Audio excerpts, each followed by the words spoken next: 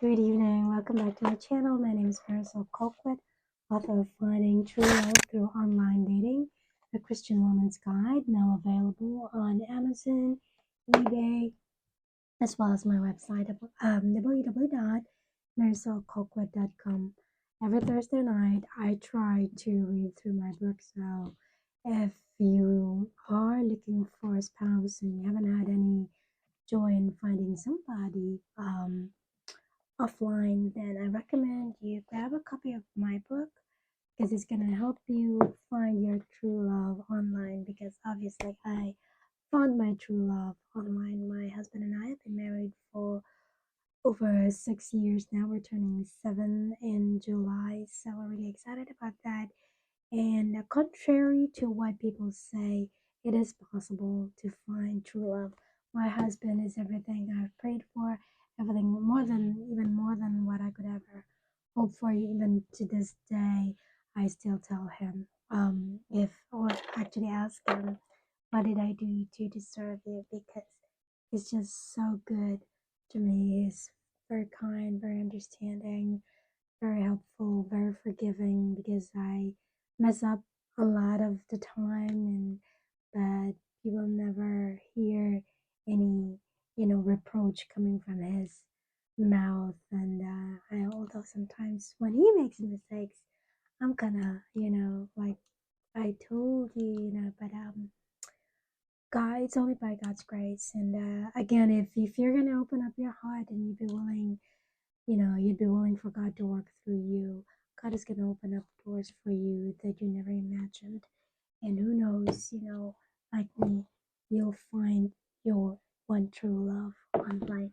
Okay, without any further ado, I'm just going to pick up from where I left off last week. Okay. They did not have the time to wait, or so they claimed. The problem was they'd already waited all their lives, so what was wrong with waiting another month or two?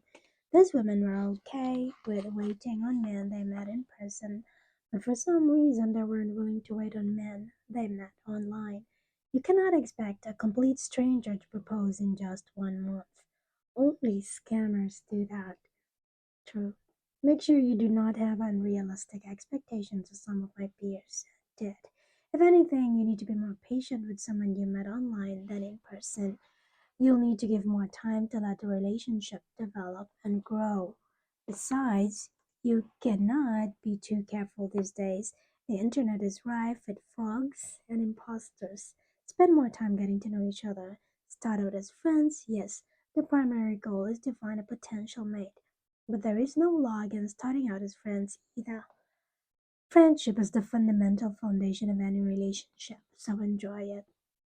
A lot of my peers didn't want to start as friends either, which is why their attempts were doomed to fail from the beginning. So, going back to the question, is online dating worth the risk? It sure is if you really want to find a partner in life. Just look at my husband and me. I can say it unequivocally that he sure was worth the risk. Just before flying to Shreveport to meet Kentrell's family, my youngest sister asked me, "Are you not scared?" I didn't bother to ask her what she meant. I could interpret her question in so many ways. Was I not scared that I was meeting my boyfriend's family alone? Was I not scared of being in a strange city, etc.? I didn't care. I appreciated my sister's concern, but I didn't want to entertain any doubts in my mind because I knew what I was getting into. I knew that I had found a diamond in the rough. I knew that I had found the most amazing man ever. For the first time in my life, I felt certain about a man, and I was not going to let him go under. I'm sorry, unless the Lord Himself told me to, which thankfully He did not. Let me just log on because this is gonna. My lighting is gonna fail if I don't.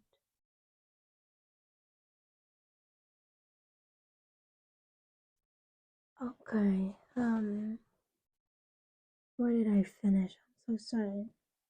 The internet is rife with fogs. Okay, so for that. So going back to the question, is online dating worth the risk? It sure is if you really want to find a partner in life. Just look at my husband and me. I can say unequivocally, sorry. I appreciated that my sister was concerned, but I didn't want to entertain any doubts in my mind because I knew what I was getting into. I knew that I'd found a diamond in the rough. I knew that I'd found the most amazing man ever. For the first time in my life, I felt certain about a man and was not going to let him go unless the Lord Himself told me to, which thankfully He did not. I just have to look at other married couples I know who met online, and it makes it worth it. I also just have to look at the sheer number of closed-minded women I know who are still single today, and I'm thoroughly convinced dating is worth the risk. No, I'm not looking down on these women because they are single. That was their choice, if not their own doing. I have a problem with the reason they are still single because they mock people like me who dated online and got married. Because instead of taking encouragement from my experience and success story, they resent me while inadvertently fanning the flame of jealousy. Not that I'm bothered by what they say about me. I've never been happier or felt more blessed. That's all I truly care about. I do feel sorry for them because the longer they resent me, the less likely they'll get married. I knew the price that came with online dating and obeying God's call in my life. I expected it wouldn't be smooth sailing either. When I obeyed God's call to move to the United States, I was ready to be poor and lonely instead. God has blessed me tremendously. With my husband is the greatest gift of all since I left everything behind. Yes, as I plainly illustrated, there's a price to be paid. There will be talks behind your back by people you used to call sisters and brothers in the Lord. There will be snickers, disappointments, and mockeries.